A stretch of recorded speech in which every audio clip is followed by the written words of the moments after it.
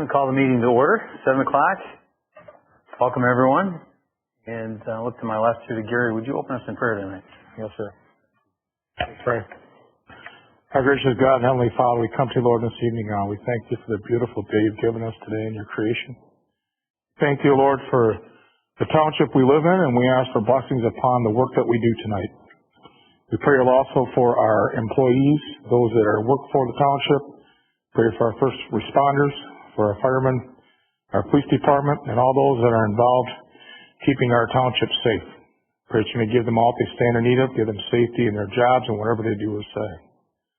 We'll also bring before you those, O Lord, that have lost life and property in the tornado and the terrible storms that are south of us. We pray, Lord, that you may give them all what they stand in need of too.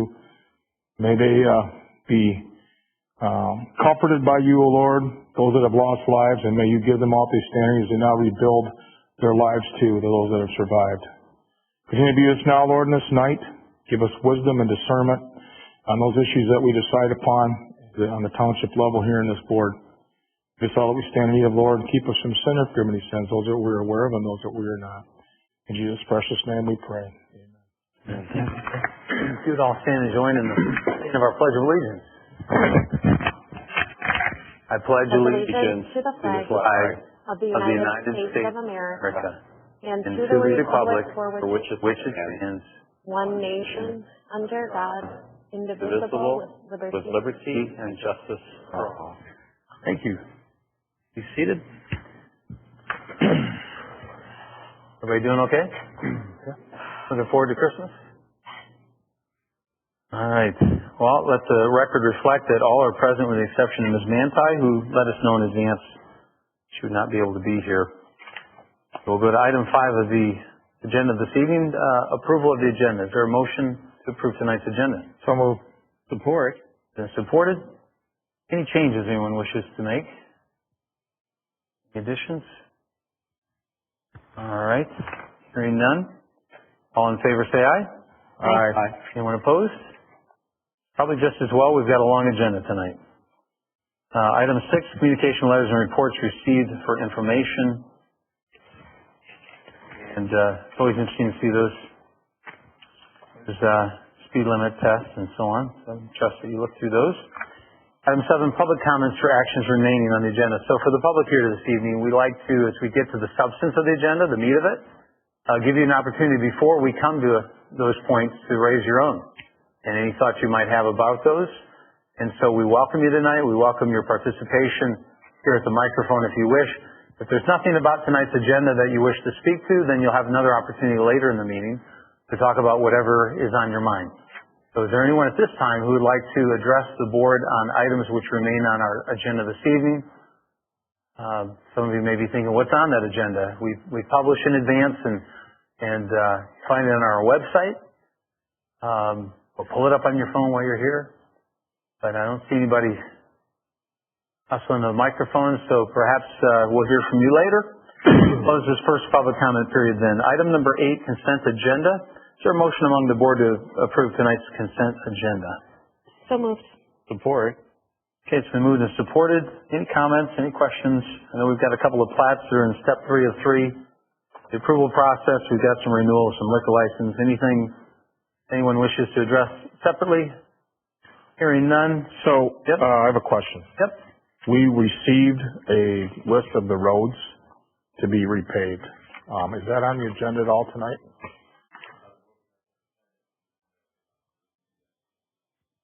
The agenda for utilities tonight. I'd like to see it on the agenda for the board tonight. All right. If we could put that on there and we can have that discussion later on what to do with it. Yep. So even though we've approved the agenda, we can circle back and add an item to the agenda just simply by a second. I'll second that motion. We've gotten a list of roads here that we thought might be looking like it was going to wait until our next month's meeting, but it came early enough that I think Rod's begun to process things and has presented it at least internally and provided us with copies. So anyone have any objection to adding that as an agenda item tonight to talk about roads and see if we can make some headway? Are you thinking 17B? Yeah. Okay. I am. That work? Yep. Okay, hearing nothing to the contrary, all in favor say aye. Aye. Opposed? All right, the agenda is so modified to add section 17B. We're going to discuss road resurfacing for the 2022 year. All right. Circling back then to the consent agenda, is there a motion, or have we already made that? We haven't. We made that motion, yeah. All right, you all ready to vote? Yep. All right, all in favor of the consent agenda say aye. Aye. Anyone opposed? All right, that is passed. Item 9, scrolling down here. Our master plan resolution 2021, you recall this came to us. We had a public hearing. It's been out for public comment as well as comment by our local municipalities, and has come back to us now through the Planning Commission. Gary, do you wish to place that before the board by motion? I move that we adopt the 2021 master plan. Second? So moved. All right, moved and seconded. We have had discussion, so if you're ready to vote, I'm ready to take your vote. So this is a roll call. I'll look to my clerk. Okay. Supervisor. Yes. Support. Clerk is yes. Treasurer. No. Mr. Bellamy. Yes. Ms. Steele. Yes. Mr. Schwam. Yes. Okay. Thank you. I know that was up for discussion previously and it's just come back. So item 10, this is the proposed ordinance to change from rural residential to low density residential of a parcel of land located at 9408 28th Avenue. Is there a motion to place this for approval before the board? So move. Support. Moved and supported. This has come out of our Planning Commission, and of course you read the staff report and the resolution, seen the rezoning map. Any thoughts about that? We also have Manette here tonight. Appreciate Manette coming to be able to speak to any questions that board members may have. Gary, looking to you. Any comments you wish to make as Planning Commission representative? The Planning Commission felt that it fell within what could be done there, so I really don't have anything to add other than what it was decided that we could do this, so. Manette, anything by way of background you wish to add to what we already received and read? No? All right. Okay. Any board members with questions, concerns regarding this? Okay, hearing none. This also is a roll call vote. Mr. Schwam. Yes. Ms. Steele. Yes. Mr. Belding. Yes. Treasurer. Yes. Clerk is yes. Supervisor. Yes. All right. Item number 11. This too is coming back to us now. You recall this maybe, I don't know if it's 1 or 2 meetings ago, but we had looked at what the Planning Commission had, was it 2? Had forwarded to us in the way of recommendations for some zoning ordinance changes. Sometimes those arise out of maybe concerns that they see repeatedly coming before them. Other times it's just a matter of reviewing from time to time various ordinances and making recommendations. It's gone back to them per this board and has now come back to us slightly changed, and that the Planning Commission is now recommending a denial of the adoption of Resolution 2, but the adoption of Resolution 1. So, first of all, these are separate motions. Anyone wish to place an initial motion before the board? Yeah, motion to adopt Resolution 1. Support. Moved and supported. I'm going to say again to you, Gary, anything new from the Planning Commission's end after our discussion at the board this last time? I think we did clean up the language a little bit on it. I think we've, it's always interesting when you're trying to cover all the bases, and sometimes you just can't. So I think we did a pretty good job of eliminating some language and adding some other language. I think we got it. In a pretty good situation now. The board, you've seen the Titans language. Thoughts about it? Anyone? I'll just say that I still disagree with it. It's government creating more government to fix a problem that's really non-existent or doesn't apply enough to even take the time. I think it doesn't really clear anything up. It makes it more confusing. As far as, well then, what's a cooking area? Does that include an air fryer, hot plate, toaster oven? And I think the issue it's trying to address is There was somebody who built a new home that had an addition on it connected by a breezeway, and they kind of feel like they snuck something past them. And if the issue is fearing somebody turning a house into a duplex, then I think the ordinance should be more specific and state that. I also look at this and say, you know, this doesn't apply to somebody if they have a cooking area in their basement. Well, they're giving them a right that other property owners might not have if they build their house on a slab. They don't have a basement. I just think I'd be in favor of just striking the whole thing and not messing with it. And the other problem I have with it is, I looked at the minutes from Planning Commission, and someone had stated, you know, this is standard for how a bank addresses a property. And first of all, I don't want banks' policy driving our ordinances. Second of all, that's assuming somebody's going for a loan and they need a bank. Maybe they're going to finance it themselves. And if we're going to let banks dictate, then maybe we should have ordinances stating the size of a house because they don't like to loan money to the biggest house on the block. Should we start limiting a percentage how big a house can be bigger than the current houses? I just look at it like it's just unnecessary, and it doesn't address the issue. Yeah, I think the phrase my wife sometimes uses, borrowing trouble. You think it might be borrowing trouble for down the road. Yep, I think just messing with it just makes it doesn't address the issue. And I know we talked about that a little bit last time, and I know, Gary, too, you had explained a bit about what the Planning Commission was trying to address. Right. Michael's just alluded to it as well. So when you look at 3.4, in E, it does bring us back definition of a building in Chapter 2. So those go back to the zoning that we have in Chapter 2 for what accessory buildings are and what's included in that. The dwelling unit, the reason the bank got brought up, Michael brought up the bank, was that the president of the Planning Commission, chairman, is a banker, and he said that one of the things that they found out is that there are certain things when they go in for a mortgage, there are certain things that trigger whether that residence is a single-family home or a two-family home. And one of those things is whether they have a full kitchen in the basement. And what that does is it changes the mortgage and everything. So the Planning Commission said, well, that is some language that we could use, because the problem you're going to have is if you can have two-family, and it's all great if you want to own a two-family, but your neighbors might not want you to own a two-family.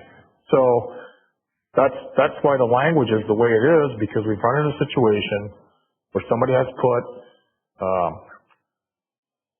what you might say a mother-in-law home next to their home, and it connected it with a breezeway. Not even walls of the breezeway, just a little roof. And so now it's a two-family dwelling. And so you're trying to figure out how do you define what defines a two-family dwelling? Is it defined by a separate entrance? Is it defined by having all the entities of another home, whether it be a full-size kitchen or a laundry? So we're trying to put this together. One of the fallback things, too, is you have to understand is a lot of the plats put together have HOAs. And so a lot of these things are going to be covered, too, for the homeowners association. They're going to tell you what you can and cannot do in some of these places.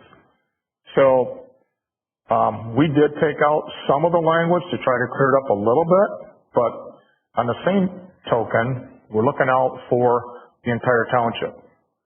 Whether you want a two-family, that may be, but the neighbor on each side of you may not want to have more cars and more traffic and more people in a two-family situation. So you have to try to figure out what's the best way to go with it. And the reason the banking thing got brought up was because there is a set of rules that mortgage lenders use to determine whether it's a single-family home or a multi-family home. So that was the reason that got brought up. So we looked at that language to incorporate what we're doing here. Well, and I think the Planning Commission gave us their best shot of language, sent it to us, and then we sent it back to them and said, it's not good enough, revise it. And so it would only make sense that they were looking for resources or seeking out language from other related professional areas to find language to send back to us because we didn't like their first go at it. When I read the Planning Commission minutes and saw that piece about them using banking language, that was kind of what I inferred from it is, they were using their own professional backgrounds to try to continue to give us revised language since we didn't like the first copy, and I appreciated their efforts towards that. Gary, do you feel comfortable with this now? I do. There's always going to be loopholes. I've been in this business for a long, long time, and there's always people trying to figure out how to get around it. And it can be done, I guess, if you want to. But I think this language is pretty solid.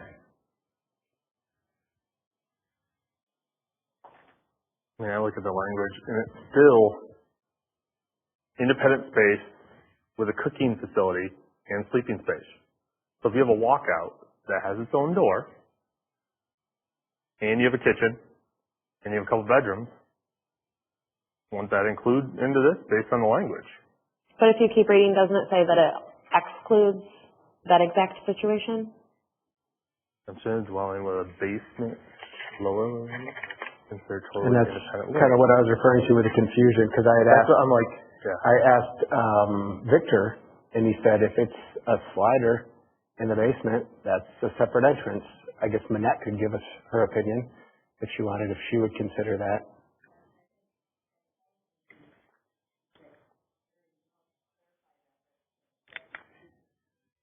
Yeah. And then it gets back to that property right. Somebody with a walkout basement gets to enjoy something that somebody who builds on a slab doesn't. And then as far as the traffic goes, do we limit the amount of cars somebody could have? What if they have 6 or 8 kids? Neighbors might not like all the cars in the driveways and in the street, but it is what, there's property rights to consider, so that's why it's not as easy as it seems. If the language was driven by what our, like PCI, who does inspections, what is code, Michigan code, then I put more value in that. But as far as the bank doesn't want to give you a loan if you don't have carpet. But if you paint the OSB subfloor, it'll pass code inspections. So I put more value in PCI, the code inspectors, and nothing against the bank, but they're coming from a different angle. So we don't have PCI code inspectors on our planning commission to share that as part of the language drafting. We have a banker, right? Right. There's no code that says you can't have multiple cooking spaces. But there is an exception to the dwelling unit which has cooking facility in the basement, or which is not considered to be totally independent living, such as the lake house. So you're able to have that cooking facilities in there. It's just you can't have a second. We're trying to limit whether they turn it into a rental or a duplex. Right. What about like a pool house? Because I know some people that have pool houses, and they have a separate. Right now, we're just dealing with a dwelling unit. So a dwelling would be something you live in. Then you get hairy, what is considered attached, because it has, what if there's a little overhang that makes their way out to that? Obviously there's ways around it all, but I don't know. I'm with Michael more so on property rights, individual property rights. So Get that. yeah. I get that, but you still got to have some sort of rules in something. And you still have to keep something. You have to have something. This is a start. It isn't like this. We're not drafting something that's new. This has been around before. It's just we're trying to clarify the language better than what it was before, actually. Because I look at it too as if I wanted to, I could take one of my bedrooms and set up a mini fridge and a air fryer and rent it out to somebody. Ken. So, and this doesn't prevent what the planning commission was trying to prevent, which is duplexes. And it's one of those things. I just don't think it happens that often that it's even an issue. It seems to be coming up. I think that's why they're trying to get ahead of it.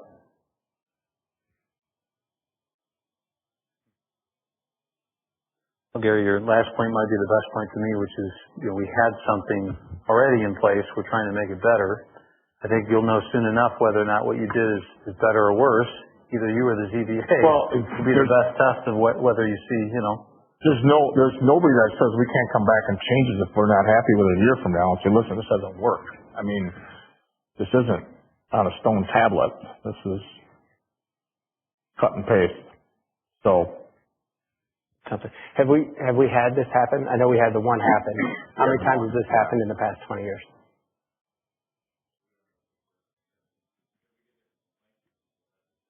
I've seen it online where somebody wanted to do that. They wanted to build and then attach it with a breezeway, and it got shot down online. People are like, don't do it. They're like, oh, do it, and then beg forgiveness, and like, don't do it. And that's where the situation comes. So somebody does this, doesn't see the zoning, and they rent their basement out to 4 college kids. And next thing you know, you got parties. I mean, I'm not that old that I don't remember. Okay. John Lee was smiling. You remember too. So it happens.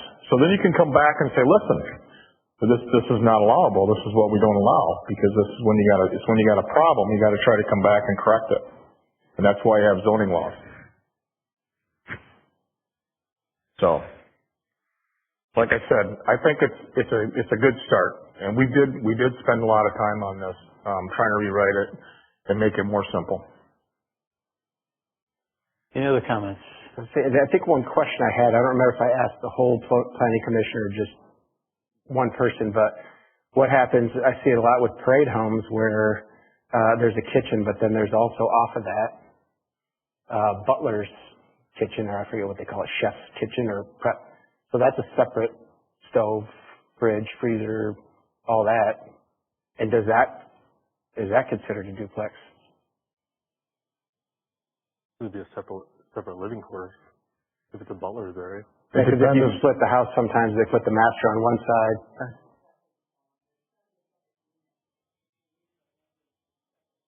Really?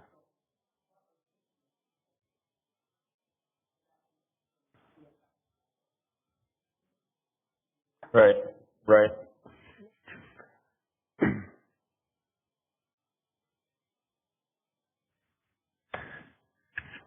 Anyone else? All right, this is a roll call vote here on this first motion of this item. Ms. Swam. Revised, yes. Ms. Steele. Yes. Mr. Velling. Yes. Treasurer. No. Clerk is a no. Supervisor. Yes. Pass 4-2. Okay. Now, still within that same item number 11, resolution 2, it's now a motion that could be made before the floor. Either accept or deny. In this case, we're recommending a denial out of Planning Commission of this resolution 2. Is there a motion? Yeah, I'll move to deny. All right, moved and seconded. Gary, I would appreciate an insight in Planning Commission's change or perspective there. So we took away some language from what was in there before to try to clean this up a little bit. But otherwise, we're going to stick with it. And again, I'm going to go back to, we feel that most of this stuff is going to be covered by an HOA, especially on water property, of what you can and cannot build in the backyard. And so I kind of leave it up to the developers and the HOAs that are put together for these types of things. But we feel we need something in the planning, in the zoning book to be able to have something to start with. So. Annette, anything to add to that? All right. Comments from the board? I guess for clarification on that, are we scrapping all the revisions or just, so okay. I just wondered if maybe it was a denial of the board. Just P. Look at it. 3.4P. Good. Okay, there's no further discussion on that. This is a roll call vote. Supervisor. I will agree to the denial. I think it's a positive vote, yes. I will agree as well. Yes. Treasurer. Yes. Mr. Belding. Yeah. Ms. Steele. Yep. Mr. Swam. Yes. All right, thank you. Item 12, sidewalk waiver request for Z-Lands Properties at 1100 Chicago Drive. This has come out of the Utilities Committee. Is there a motion that one wishes to place before the board? So moved. Support. Supported. I actually sat in on this one as an alternate. This is one of those issues that comes up again and again, and we do have a split on the board about it. I well know that. So, but feel free again, anyone, to state your position, perspective on a waiver request such as this. Well, this issue dramatically divides us and divides our community. Years ago, they looked at the situation, and when new construction was done, they required sidewalks, and they thought eventually by doing this, we'd have enough sidewalks that we'd be able to connect them, and that would start leading us in the right direction. The fear, of course, is sidewalks to nowhere. But it's a starting point. And I think it makes it easier for boards in the future to move in this direction. So I do support it. I do support us requiring them to actually put in the sidewalk. But I'm probably in the minority. How I feel. Others? I've been against sidewalks to nowhere for quite some time, especially Chicago Drive. Vision for Chicago Drive would be more not having different aged sidewalks the whole way, but eventually putting some type of path, a wider path, maybe an 8-foot something, at the same time down it. I'd prefer that instead of requiring these companies to put a sidewalk in that nothing might happen to connect it in a decade. So that's kind of my stance. If I could elucidate that further, because we have talked about this before, I want to be clear to the board as a reminder. So in our new subdivisions, it's been the case for years that you have to put in sidewalks when you reach a certain level of development. So this is not affecting that, of course. And then much of our community has no sidewalk from the way in which things were begun years ago, and this doesn't address that either. Those, of course, would have to be situations where neighbors either band together and petition for such, or this board could require it, right? And from time to time, we have done that. For these, it really limits, I guess, the areas we're thinking about, John, right? It seems to come up recurringly in places like, I don't know, whether it be Port Sheldon or Chicago Drive or some of those areas. And a good argument can be made both ways. And you made your argument well, and it's been made well over the years. I tend to agree more with Ryan, so long as we have long enough institutional memory, meaning when we've granted a waiver, we have tried our best to keep track of such so that we know when the day does come, for example, that we think we've reached critical mass to say, let's put in a pathway. We will have to, or future boards will have to decide, okay, how do we wish to do that? What cost do we expect the property owners to bear, or are we going to do that as a township because it's, such a thoroughfare that is a blessing to everybody and therefore we'll pick up that, or some combination thereof. But I think some future board will make that decision, and we don't forego the right to require it in the future, albeit I think to make the property owner's point of view, well, it's cheaper for me to put it in now than to have you affect it later, or do it later because you'll tear up some of my existing driveway or something to that effect. So I get that it can go point counterpoint, but I tend to still think, like you, Ryan, that I'd like to see a bold move on some of these areas. I hope we are bold enough to make such a move, or a future board would do so, and we wouldn't just continue to punt, So that's just my perspective. Others? Jim, if I can just comment, I highly respect what you say, and I wrestle with it in my own heart. But if we tried to come up with a street policy, a sidewalk policy, we couldn't. And I don't see other boards, and I think this forces the issue. So I'm glad that this is written in. It makes it a question, a challenge for the board each time it comes up. But it is controversial, and there is two sides to it. We are talking a lot of money. But during construction, I think that can be absorbed in, and then it fits in, whereas when they don't have to do it, are they going to allow for it? I did like what you'd suggested, that people are made aware that they have a waiver, and that at a future time, you may be called upon that sidewalks have to go in when we get to that point. Or does the township bite the bullet and start taking certain sections and putting in paths, putting in sidewalks? But that means all the taxpayers are taking on that burden. And this and sewers are the most controversial topics we talk about, and they can shorten your career really fast if you take a stand on either one of them. True enough. It's real easy. You just put a millage. Put it to vote. You get a price on what's going to cost for sidewalks in the whole township. We're going to put a millage, put a vote. Yeah.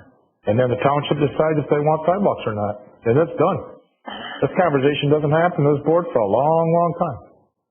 I'll predict what that millage is going to be. I know that, Gary. But I'm just saying, we get all these emails, we get all these letters, we get these phone calls.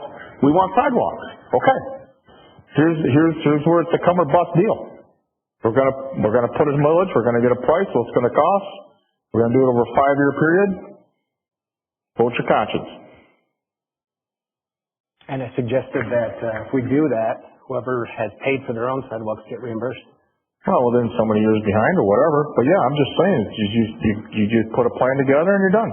It's voted. That nips the emails in the bud and everything. You're like, hey, we voted on it. It was voted down. It was voted up.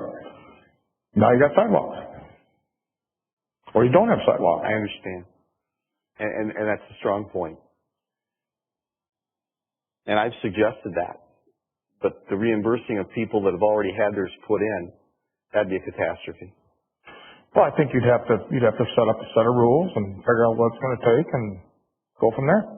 You'd also have to decide if we want sidewalks everywhere or if we want sidewalks just on Chicago Drive, like just on main thoroughfares where they are. Because that is always my struggle with sidewalks is there are lots of neighborhoods, older neighborhoods in this community that don't have sidewalks, and I don't believe need them or want them. I live on the same street where I grew up, and we have always ridden bikes in the road, and we've always walked along the side of the road, and nobody is dying for sidewalks there. But that's a very different situation than what happens on Chicago Drive. I get it. You say ride your bike, but my mom told me not to ride on Chicago Drive. It's a busy road. Yep. So to put a sidewalk there, it's like, why are you on Chicago Drive? I'm encouraged that we have had, albeit not a published and as coherent a statement as I think sometimes we've talked about needing to make about sidewalks, but we have done things along the way. I think one example being along 44th there. The other being when we teamed up with Jamestown here not too long ago and added some path out near Jackson. There have been times when we have, as a township, said, and I think the coherent policy is primary enough road. Yep. There's a point at which it becomes important enough, at least to enough of the members of the board, hopefully. I think it sure feels like over the years that Chicago Drive would be one of those that will reach that point. I just don't know when. We've made good progress. I think we're in the right direction. I would like to see us look closer by the schools. There's some gaps there where you could have some sidewalks, but we've made good progress. Yeah. I'd like to see us make more. Yeah. All right. Anybody else about this particular waiver at this particular location? My struggle with motions like this in the past is that it hasn't included the language subject to the understanding that it may be required at a future date. And so I appreciate that we're putting that in now. I have voted against sidewalk waivers in the past because the motion didn't include that kind of language. But with that kind of language in it, it makes me much more comfortable approving the waiver request. Let me be clear. I'm not sure. Are we inserting that sort of language or is she referring instead to my point a moment ago about we've tried to keep track of properties to whom we've given waivers and to remind them? It isn't a no forever. It's a not yet. Well, the language is in the motion in our agenda. Oh, okay. All right. Oh, got it. Okay. Yep. So as long as that is the motion that Gary made and Michael seconded or vice versa, okay. I'm much more comfortable with it than what I have been on similar ones like this in the past. Sure. Okay. Anyone else? Hearing none, all in favor say aye. Aye. Anyone opposed? Yes. All right, passed. Item 13, Hydrocorp Professional Service Agreement Renewal. This is a renewal of a professional service agreement with Hydrocorp, recommended by the Utilities Committee. Anyone wish to make a motion to support this renewal? So move. Support. Moved and supported. Any comments? It's certainly been the subject to a lot of stuff online I've seen, just because they're sending out the letters. I think my one hit on them would be, because obviously the constituent has to reply, the homeowner has to reply. But it seems like I sat down with Joel, and if they haven't replied by a certain time, they get another letter. If they haven't replied by a certain time, another letter. I have talked to a couple different individuals that have said that they've tried to contact Hydrocorp and won't hear back. So I think there's a communication issue going on. That would be my one concern, where we have to do something to clear up that communication, whether it be some cases go through the township to help facilitate it, or I don't know. All I know is I've seen a lot of chatter online from a lot of different individuals not happy because they're receiving these letters. Right. And they've cited the fact that they have tried to contact this company to schedule a time. And they've even been home during those times. Nothing's come about. So that would be my concern with this specific company. That specific situation happened to us. We got a letter and my husband called them and said, from home.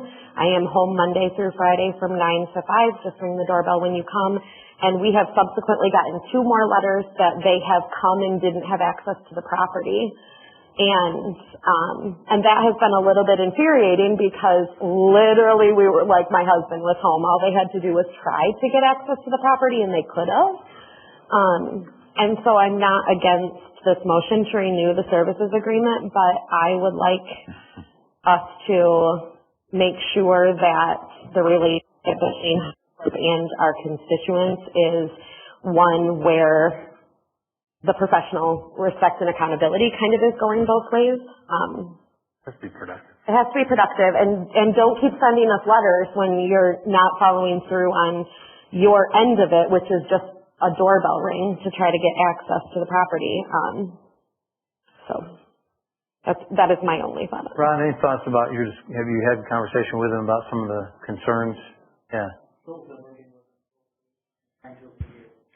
Yeah. Are they responsive with him and the dialogue is moving forward? Okay. I take it that other than that frustration, they're doing good work under their contract? I mean, they're doing the work that we are required to do. Right. Is this our last time with them now? 36 months? Are we done with this extortion now or not? A little thing happened in Flint and then more recently in Benton Harbor. And even though we have no lead services in our community, standards were reviewed of certain situations and applicable situations, whether everyone's following the exact procedure, whether it makes sense in your situation or not. And so now everyone is following the exact procedure because there's no tolerance whether it makes sense in a community that was built in 1970s, 80s, and 90s versus a community that was built 100 and some years ago where their mains are, breaking every day and you're having a lot of pressure drops. So what makes sense in one community doesn't necessarily as useful in ours. I mean, how often have you lost water in your home in the last year where you had no pressure? It's happened, but we haven't had a case where it was negative pressure except some minor construction areas. But yes, this is required, and since Flint, there's no tolerance for not doing everything that's required. So yes, that's why we've been doing this for years now. Is this the only company that does it? Well, it's the company that has the best reviews and customer support, if that's what you're asking. So the most reliable of those companies. But you're asking residents to do something they're not used to doing. And it's hard to get their attention sometimes. And yes, there's cases where clearly they got to answer the calls. So yes, you can't just send letters if they're not going. That's what This is the same company that went door to door before? Well, we started with the phase one looking for the outdoor, connections. Yeah, and so that was the first step. And then, of course, they have to do indoor to check for cross connections. And then, of course, all sprinkling systems, the vacuum breakers are going to have to be inspected, every single one in our community. All those vacuum breakers have to be inspected. And then you have the issue with people who have wells. We have to make sure there's no cross connections between the wells to verify that. Not an easy task to verify. There's no cross connections. And then you have situations with boilers. If people have boilers, those all have to be inspected as well. So we have to do a lot of inspections for a problem we have not had in general. So, but I mean, on the positive side, we hope we never have the problem. If we do have, as our system ages and we do have more issues with drop pressure. So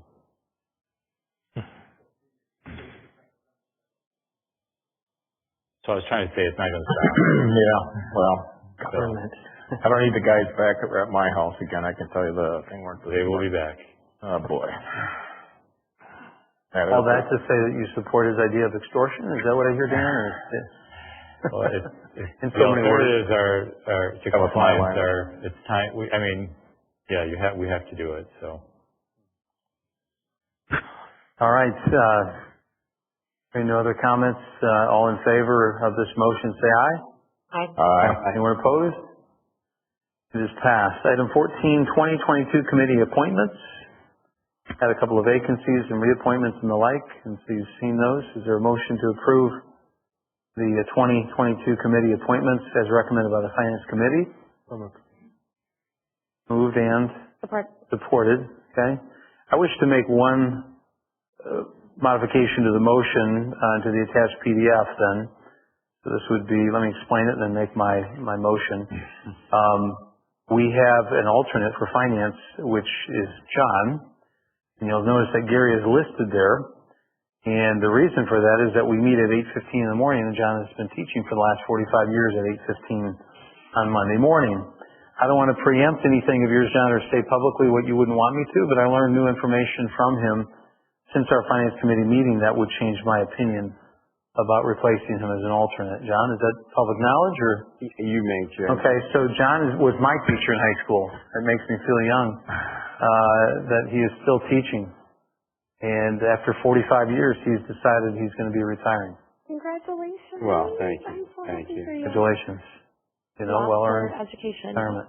Yeah. Happy for you. So what John's response to me when I said, well, John, we're going to replace you because you can't make it, was I can start making it now for the first time in 45 years, to which I said, well, we haven't needed anybody but rarely, but if you'd like to remain in that place, I would like to see you remain as such. You've been on the sport a long time, and like I said, we don't call on that position very often. So I would move to amend the motion before the board, modify that one spot there to continue John in that role as alternate. And John can signify by supporting my motion if he really feels that way. If he doesn't, then I'll assume maybe we stick with what we have. Support. Okay. Thank you. And I'll support it too, so that John knows that I'm not good.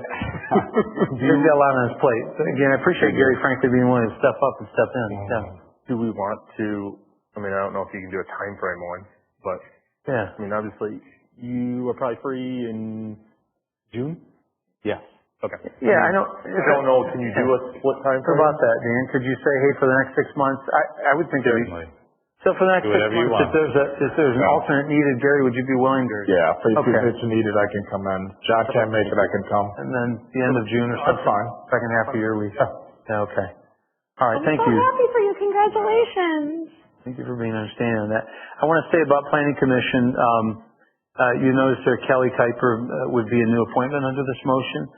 She's been on our ZBA, well qualified to be on Planning Commission, but then she would create a whole zoning. Trevor Petroli has been our alternate for a time and is willing and eager to step into that role that Kelly would be leaving. Tim Smith, as you might recall, has been on our Planning Commission and served the township in the past ably. Said he'd be willing to be an alternate for ZBA.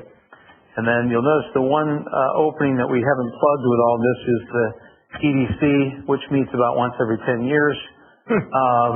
But did meet this past year or two a couple of times. I've got someone in mind for that, and we've reached out to him, and we haven't heard yet back. And so if you guys don't mind, we'd leave an opening there for the time being and then plug it later. There's nothing on the foreseeable horizon, and by that I mean possibly years. So I think if we could go a month or two without plugging that hole, we'd be okay. Any comments other than what I've already made about the list that's before you? Mr. Chairman, I think you made an amended motion and then. I did. And then amended it. So I gotta withdraw mine. Well, Kinnick, we just need to want to We did resolve a that. motion and then we made an amendment to that motion, yes? And so we have to vote on the And amendment then you and then on the changed your full. amendment. Did I change it? Yeah. Right. Okay, so.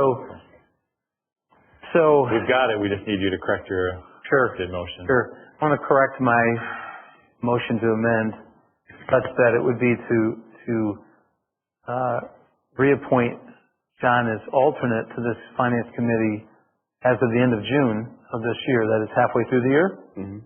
And until such time that Gary would be willing, if he would, to serve in that role.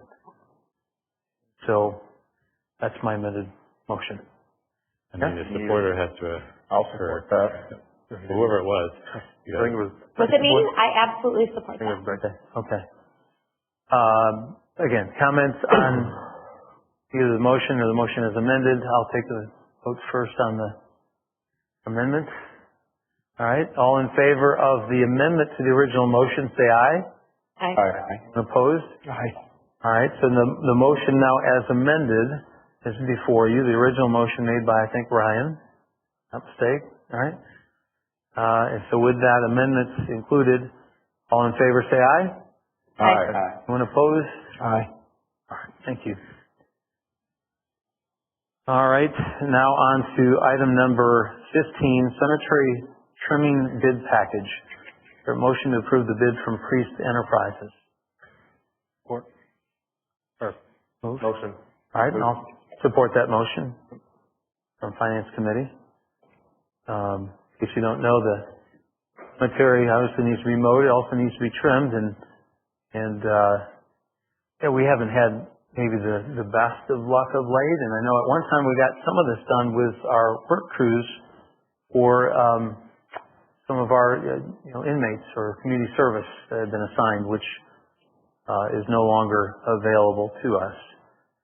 Priest has worked with us in the past on various projects in the township, mostly mowing related. Does a good job. Is the only one. We put this out for bid, sought multiple bids, only received Priest bid, unless I'm wrong. Did I forget? Am I thinking of a different one that we got? No. 2 others declined. 2 others declined to bid. All right. That tells you it is not the most attractive job to put out for bid, but Priest bid it well, and Rod explained to us in finance just in terms of what it costs us when, and by us I mean the township, in terms of having our own manpower involved or hiring that done. And this is a good rate. In fact, Rod, would I be right to say, or Michael, you're there, less than what we would pay our own people to do this work ourselves. And yeah. I think people were just guessing that it would be higher than what it was. Yeah. But Pete's always done phenomenal work, and at Priest, his bid is there. Yep. So I would say his bid is accurate. Yeah. My question would be, did we get the Any answer back about the mowing as well? And I guess that's my only fear with moving forward on this is, so we're reaching out, you were in finance, we were reaching out to priests to ask what would it cost to mow and trim rather than just to trim, because it is odd just to trim. So we were waiting to see what that number is. I'm leery about moving forward. One, I like the idea of locking in this price, but I'm leery of locking in this price and then finding out he doesn't want to do it or comes in real high. Then I would want to be able to put that bid out to the two of the three that were reached out to that declined to ask, would you be interested in the whole thing, or other landscape companies? If we approve this, then that means we'd be asking somebody just to mow, and they would have to coordinate with priest on that, which would make it more difficult. It's kind of a tough one. Plus, it locks us in for 3 years, so we would be locked in with trimming only for 3 years. If I could put it in perspective than what Michael and I are both saying, and Michael correct me, but so really the decision before you, because I think you'd add to your point, Michael, that I don't know if it's other than locking in price imperative that we approve of this month or next month, because the trimming won't begin for some time yet. So it doesn't feel urgent in that respect. But I think what maybe Michael is saying is if you are one who would entertain the idea of bidding out the mowing that's currently done by our full-time employees out there, then you might want to wait, he's saying, to see what sort of bid package you could put together. If you're not of that mind, and that's personally where I stand, is I want our guys to continue to do the work out there that they presently do in terms of mowing. It has led to some overtime at times, but I think they have the three of them that are out there that are full-time do a good job with it, want to retain that work, and I think I value the continuity of what they've been doing and their commitment to it, and don't wish to disrupt that and put it out for bid. But that, again, is just the other perspective. So, as I would say too, part of my reasoning is, one, it'll free up some time for them, not having to mow it, having a private company mow and trim, and also I believe our mowers are 3 years old, so we're probably coming up on the point of looking at new mowers again. Last time we replaced them after 3 years or 4 years. Was it 3 or 4 years? And they're $13,000 a piece. So when you factor that part in, that doesn't even include the maintenance, oil changes, blades, sharpening, and time. I think this agreement, right, has a 30-day out clause, right, to confirm. So, I mean, I know it's a 3-year agreement, but if we're not satisfied for some reason, we can. Well, and that's just it. It's a performance clause, a non-performance clause. I didn't know but that. I wouldn't feel right if it's like, well, we decided we're going to go with somebody else and we're going to try to find something you didn't do right just to... I just meant if you couldn't coordinate contractors together, there was some issue. 30-day out. Didn't know that. They're very independent functions, mowing and trimming. It's not like in this case, whereas here they mow and trim at the same time. With Pete's proposal, he's going to trim every 3 to 4 weeks. It's going to be mowed every week. So it's a completely different function. Did it trim every 3 to 4 weeks? Yeah. The request for proposal said trim every 2 weeks. And I mentioned when we were talking about that he submitted an alternative proposal where he's going to use a growth trimming, but he doesn't have to trim his lot. Is that something that should be in the is it in the contract that he's going to? Alternative proposal will be attached. For what it's worth, my counterpoint when Michael raised that point at finance was, I think these guys take pride in it out there, the guys that we have, and would want to continue. And I think the second is that, as Michael's saying, if it frees up time, then the next thing we might hear from among this board is, why do we have so many guys out there? They're not full-time busy. Maybe one of them needs to be cut to part-time or repurposed, and that might be the next discussion. So I think I'd like to keep the continuity of the guys we have there and the work they've been doing, that they take pride in. Anyone else? You've heard plenty from finance. Your own independent thoughts about the matter? Yeah, I just I guess I can see the way to think about it is having the mowing and the trimming in the same bid rather than separate. But if nobody's bidding it, I don't know what to do with that. Does the 30-day out help anybody decide? Keep in mind.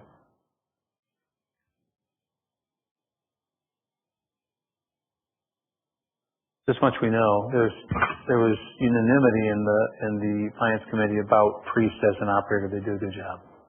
So Yeah. they were affirmed by all three of us as more than capable of this. And I have to admit, when I first read it, I thought you were talking about the trees. The cemetery trimming. I'm like, oh, trees got to be trimmed. A lot of trees in there. Sure. Now you're talking weed whipping. That was my first question in finance. Mm-hmm. Yeah. Like, that's a lot to trim trees. And 19 grand? yeah. Have you been in the cemetery? There's a lot in there, but I'm just saying, like, There's a lot of trees there. There have to be 15,000. And I know the trees should be trimmed in the cemetery because I know Rod's talked about that, so. I mean, this is 2 seasonal employees, full-time. Oh, We man, won't yeah. have to hire, Yeah, okay. just for this role alone. I can see that now. So just a comparison, and we can't find 2 seasonal employees No. to do that. all right. Well, if there's a majority who Jim, so are we looking at replacing our employees with priests? not with this, they don't do the trimming. We find seasonal employees to do the trimming, not the full-time employees. The thing I was alluding to was the mowing aspect. The only Not thing, before us. And our people Which- would still be doing that. That's correct. Okay. be 2 less seasonal employees that we're struggling to hire. Like last year, we couldn't find them, so that would also be reduced overtime that other employees, we begged to get them to work the extra overtime, so they're not upset about losing that either. Okay. So, because we struggled so hard to find 2 employees to work. So if we vote for this, For a things month. pretty much stay the way they are right now with our employees. With the Except they full-time. won't have to manage the part-timers, because Priest will take care of Okay. that for us. Thank you. All right. Are we ready to vote? For the vote? All right. All in favor say aye. Aye. Anyone opposed? Aye. All right. And item 15 is passed. Item 16, Township Insurance Renewal. A motion to approve of this renewal premium for 2022. Because we have to, I motion for it. Right. Support. We have some claims within our claim period, within the number of years they evaluate. We had a year fall off. We had a good year this past year. We didn't have any new claims. The year that fell off, correct me, but had no claims as well, right? It didn't really change our position. You can see that we've gone up, and it's really just a matter of having clean years until the dirty years, if you will, fall off. And it's good that we had a clean year here. We've tried, much like with the last item we just had, we've tried to find others to bid. We don't find others to bid, which I guess somewhat surprises and yet doesn't at the same time. So we're not eager to insure the township during this particular season while we've got those claims pending out there. So, finance committee members, anybody wish to expound on this? We kind of feel trapped in the sense that we don't have many options. Excuse me. A lot of that cost is they have to move the $5 million into reserves as well. Just to kind of three. Yeah, I mean, it is what it is. If we're pretty much stuck with, we have those different cases that we have to work through. And then, So what does this premium cover? I mean, basically it covers all of our general insurance, from our accident fund, workers' comp, our liability, our vehicles. Workers' comp is on separate from this, sorry. The main thing is our liability, our umbrella policy for all of our transportation, and it covers all of you, it covers the staff for issues, it covers the planning commission for zoning matters, it covers your utility department for utility issues. So it covers all of our, I'm sorry? Buildings? Buildings, all of our buildings. So It's not looking so bad now when you start looking at the whole thing. That's what I'm saying. Yeah, we have a lot of It looks facilities. bad. It looks bad, but to be honest with you, if you're adding all that in there, it's, You start dividing it, you understand why it gets to be such a big number. It's just harder because we had a much lower number. is that, so that brings me to a question I have. We're starting to hire more people outside. Are we making sure we're getting our workers' comp and liability certificates from the? We get audited for. We got to make sure we're covered with that stuff. That's all. Yeah, they'll audit it, so that'll cover it. Go through an audit. And I So think one company has all this whole premium, or is it amongst a few others? Okay. And won't it be, I mean, if we had a clean year this year, we're still going to see a pretty high number next time around. I think it's going to take a couple of more clean years, 3 or 4 years. right? I don't think it's going to drop. If the question is whether it continues Well, to increase. Yeah. You say drop. If we have a couple of clean years, at least we'll get someone else to bid on us. Yes. And we could see some competitive bidding. Yes. If we have if we have no open issues, that would help right there alone. Mm-hmm. If everything was resolved. Mm-hmm. Gary, just for reference, 2020 was 120,000. I get that, but what's happening is a lot of these insurance companies have all merged into each other, and so there's very few of them out there. I'm running into the same problem trying to purchase comp and liability for my company because they're all merging into, we used to bid 10 bids, you might be down to 5. So that's the reality of it. It's getting harder. Less competition. Well, all right. So, just ready to vote. Hold your nose, and I shouldn't say that. They're good company, but still a little bit of that feeling. All right. All in favor of approving of this renewal premium for 2022, say aye. Aye. Anyone opposed? Right. Item 17. Don't enjoy bringing this up, but we are searching for a superintendent replacement.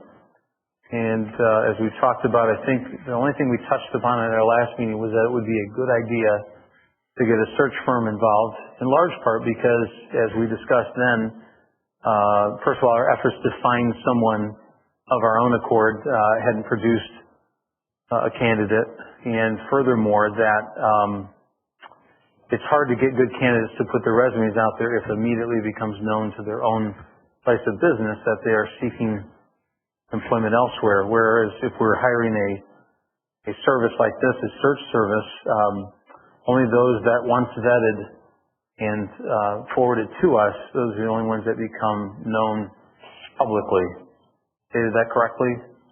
And so I think the feeling of the board this past time was let's find a couple of potential search firms that we could consider, and these were the two that you were provided, Michigan Municipal and Walsh Municipal.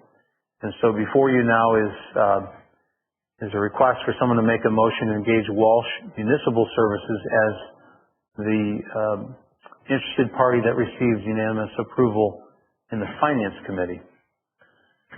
So is there a motion to favor Walsh in this respect and to hire them? I move that we would look at hiring Walsh Municipal Services. Support. One of the rationales, just so you know, is Walsh has they have a lower fee for one, but I think in the larger scheme, this isn't purely fee driven. This is too important to be purely fee driven. But I think one of the things that struck me was they have found quality people for a position such as this in areas not far from us, thus some familiarity with the West Side, because I think what will be important is having someone who has at least, if not familiarity with the area and even possibly a tie here, that they would have themselves a good understanding of the culture and would share a lot of the values of our community. And I think Walsh has maybe a finger on that pulse a little better than Michigan Municipal out of Ann Arbor, who does a variety of things. That was one thought. But others of you, anyone having looked at their proposals, have any thoughts to the contrary or in support of that? I also invite Dan to comment, frankly. Got any thoughts? We're both familiar with his services. From the different managers in the state, so obviously he has a lot of communication with different people, so we have no concern about that, if that's what you're asking, services. So, but I think the other one would be qualified as well, but certainly we think he would do a good job, and we see his lower. He placed Ada recently, and I think Ada can afford to hire whoever they want to hire, and they hired Mr. Walsh, so you were going to say something? I was impressed. I thought it was very detailed. I thought it was an ambitious timeline, but if they think that's possible, that would be great. Glad you bring that up, John, because I share that opinion as well, and I think one of the things we touched on at Finance was, yes, we have a timeline. Yes, in an ideal world, we'd find the ideal candidate within that timeline, but that we ought not be so tied to that we miss the best candidate by feeling like we have to choose a candidate. And knowing that we have options, but not wishing to go into the process assuming to rely on those options, but at least knowing we have options, possibly, and I don't presume upon these gentlemen either, but I know that we've talked a bit in the past about Rod's in a position where he could be an acting superintendent for a period of time, whatever limited duration it might be until we found the right person. And Dan has also said before, if he were needed on a consulting basis, I don't think we would be hindered in our ability to continue to have the township run and run well while we find the right candidate. I just don't think we go into the process expecting to fail, but not being afraid to modify that timeline. Yeah, you definitely got to hire the right candidate, not hurry it along. Yeah, I agree. Timeline is a good start, but if it's not within that time. Other thoughts?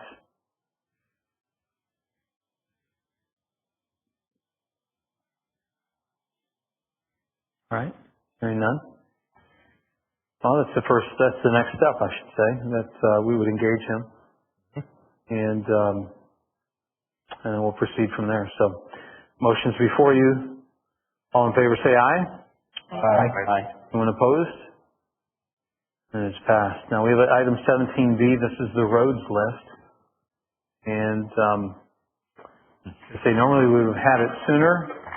And now we got a little bit later, but not as late as we thought we might. And so we have an opportunity tonight, given, Gary, you've added it to the agenda, probably with the idea or possibly the purpose in mind of the potential of moving forward on an expedited basis.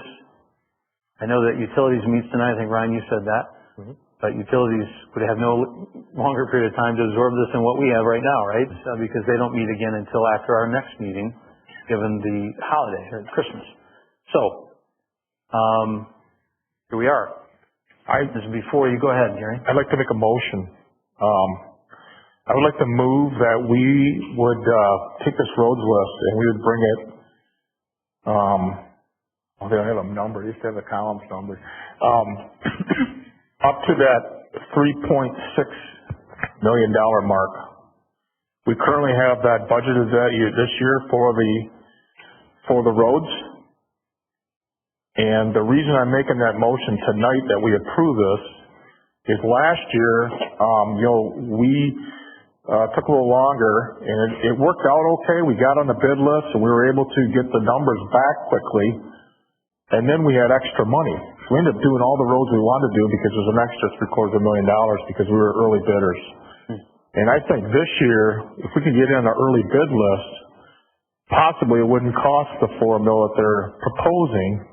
Maybe less than that, we could do more roads besides. Not only that, last year we got a little bit late because of that we got later on the list to get our roads done, and they barely got them done before the tar plant shut down November 15. And I'd like to see us get in early and get them done earlier in the year, be ahead of the game. I know this list is a little late. I talked to Dan before the meeting too. I said a lot of these roads the ones that I've been keeping track of myself as I ride around the township are actually on this list, so I'm kind of happy about that, because there's a few of them that I've been taking track of because I knew it was part of a committee I'm on. And so that's my motion, that we would approve this list up to the dark total recommended $3.698,582.54. So it's all of page 1 and the majority of page 2, right? Correct. Okay, I just want to make sure I'm looking in the right spot. Correct. Support your motion. Just below Walton Heath Drive Yep. and Sunningdale Drive to Port Sheldon Street, says 1402.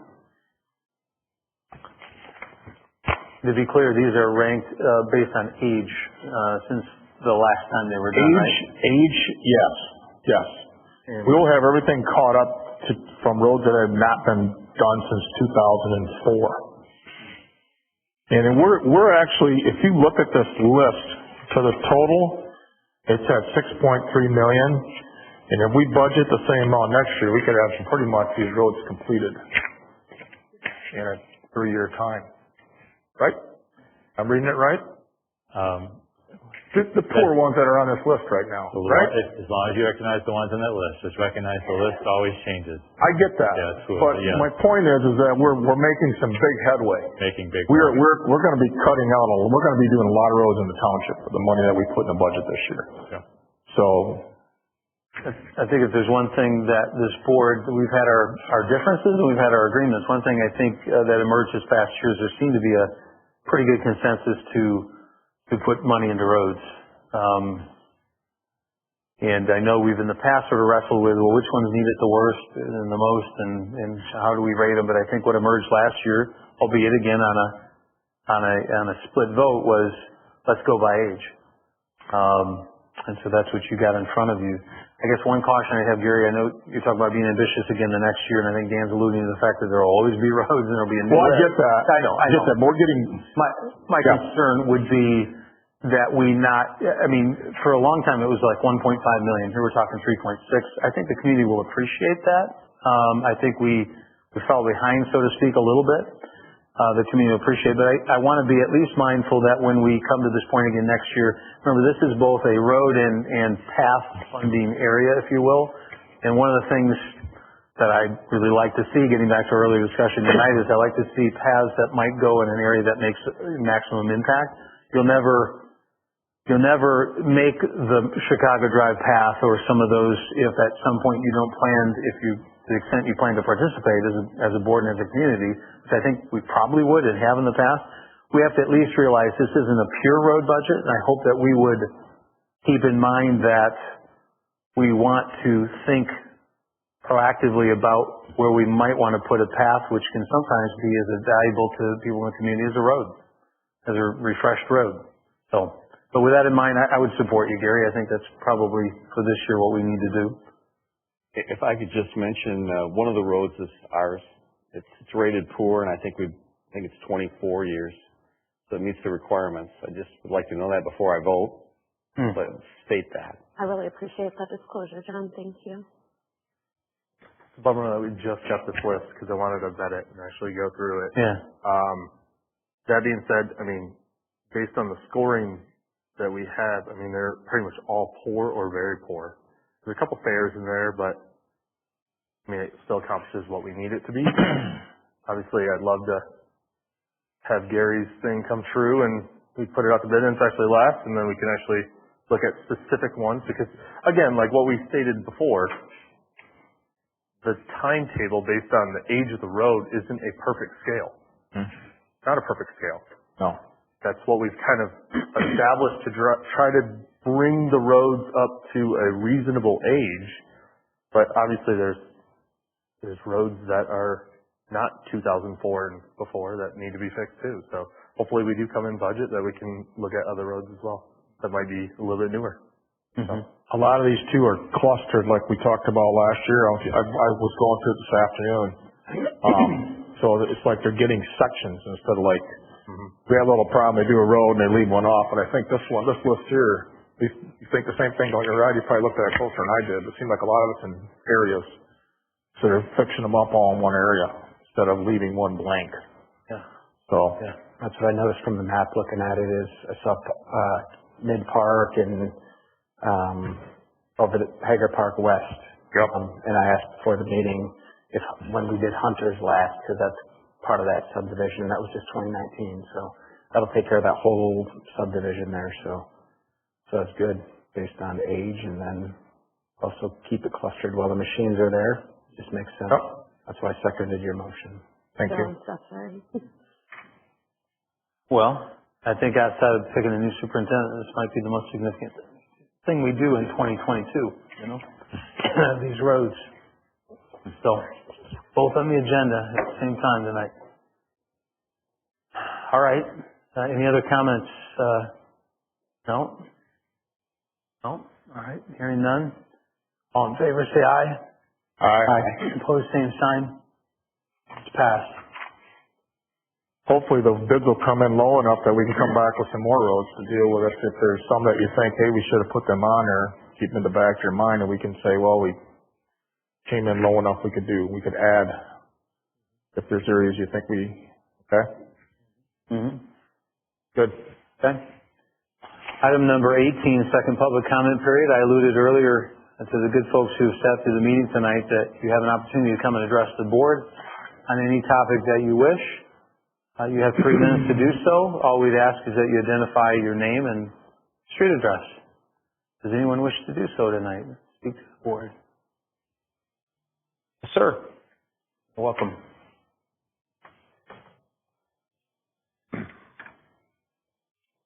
My name is Dennis Marizan. I live at 7014 Magnolia Drive in Jenison. I'm a property owner in the Georgetown Cemetery. And I've made some observations over the years. I go by that cemetery just about every day. Not every day, but just about every day. It is very, very well maintained. My parents and my brother are buried in a private cemetery. The employees don't care. They damage the grave markers, the flower urns, they don't mow it correctly. It's nasty. My grandparents are buried at the Fulton Street Cemetery, as well as other relatives of mine. It is well maintained. It is almost like a park setting. Same with my in-laws and my wife's relatives in the Holland Cemetery. That is well maintained because the employees care. It's not about profit or getting the job done quick. It's about doing it well. So I hope you maintain your present employees. They're not interested in profit. They're interested in doing their job well. Thank you. Good, thank you. And Rod, if you wouldn't mind, would you just pass that affirmation along to them? Yeah. Thank you, sir. Anyone else?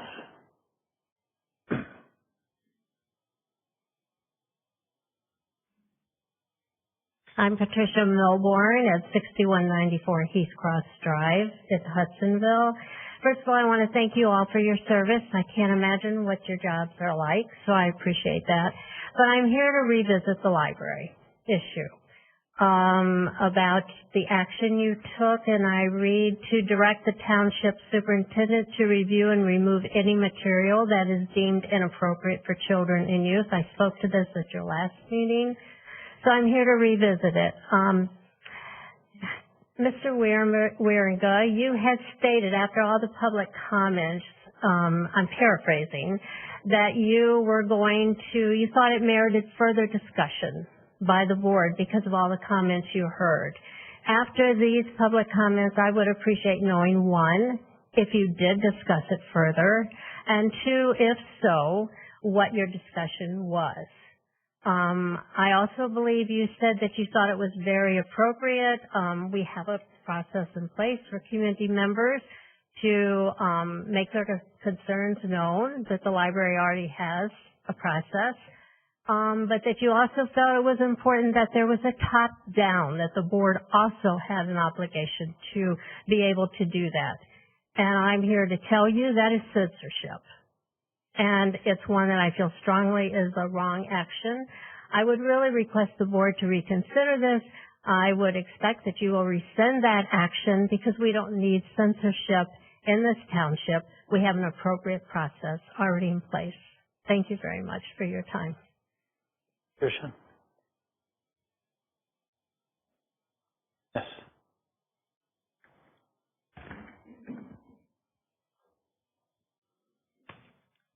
Hello, I'm Mary Kinley Hodgkinson, 7086 Rock Hill Drive.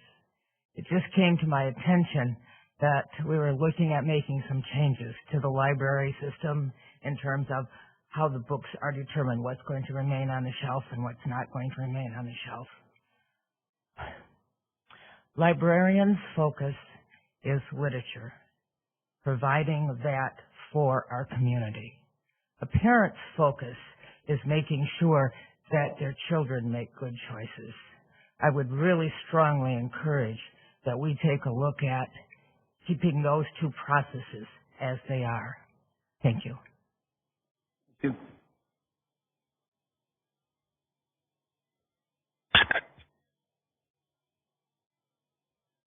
Okay. Anyone else? We'll close the second public comment period. Item 19, discussion and general information. Among the board, anyone wish to raise any topics? I do have one. I think our lights are just so beautiful. I say that every year about this time, but it makes me so happy when I get down to the Baldwin Chicago Drive corridor, the entryway coming in off the highway, those kinds of spaces, and see all the beautiful lights. My heart is happy that this community is our family's home. So kudos to everybody making that happen. Also, Jim, the tree lighting was fantastic. And I think Rob and Rod were running around and making sure everything happened. And having the merchants in the basement, I think that seemed to go well. People seemed to be happy. And then you had the museum people there, and they were so proud wearing their outfits from that time. That's cool. It was incredibly positive. I thought the balloon sculptor and hot chocolate, and it was just nostalgic. And I heard many, many positive comments. And Les Rousey and the West Michigan Chorale was great. And your words were well chosen. And I'm sorry, the woman from Hand to Hand, I thought that was touching also, that she turned the lights on. So I think we're moving in a very positive direction, and the community appreciates it. Nice, wasn't it? Nice. Thank you, Rod. Good job. Anyone else? Yeah, just one comment about this whole library thing. The board has not made a decision to change anything of the library. It keeps coming up every month. The board made a decision. The board had made no decision, not that I'm aware of. So there might have been a discussion. That can happen. You're allowed to have discussions. But the board hasn't changed anything. The board was used a couple of times in a talk tonight, but the board hasn't made a decision on anything. So it needs to be reiterated. Anyone else? I had a chance to participate or learn at a seminar here with our municipal association, and just got updated on a lot of the pieces of legislation moving through our state house and senate, a number of which are being punted into the next year, but that really are important and we should continue to keep an eye on. I think you're all familiar with sand and gravel, and that they're looking to preempt the ability of the local jurisdiction to issue a permit. I know, Dan, you're familiar with that, which is making its way, is making its way through. It's not been finally permitted, and it's going to be pushed over into next year, it would appear, but it would prohibit us as a township from regulating aggregate mining. So we should keep an eye on that one. There's been pushback by both townships and cities on that point. Same with short-term rental. That's another one that I know I've weighed in on in Ottawa County with other township leaders, letting the state know that we don't think a one-size-fits-all approach is necessarily the way to go. Again, I speak on my own behalf when I do that. I don't represent to say the board has voted on something, but they say that 1 of 3 properties in Michigan could be opened up for this commercial activity. Townships largely, at least most of the leaders I've talked to, would like to continue to have the ability to decide what to do within their own boundaries on that score. You can have a different opinion, but I'm just telling you that's what's out there and being debated and probably being punted into next year. in the area of marijuana. They're trying to get it out of residential areas. They've got a House Bill 5301 that would limit to one caregiver per home and 24 plants. So that too is still in process and may or may not pass. Foster care, they're trying to remove from our local authority the ability to approve to some degree in terms of the level or the number of people in the provision of foster care services within a community on not to take in a foster child as much as to be a facility for adult foster care or for multiple placements. So there again, something that is in discussion, is in debate, and is before our legislature, but probably with the time running out will not go through yet this year. Then finally, as you guys know, there's been a property tax exemption for veterans that the state has implemented, and there's obviously some desire to see that continue. And all that we are saying as municipalities to the state is the state should reimburse us the credits for such if we as a township continue to extend that exemption to the veterans, as I think many would like to do.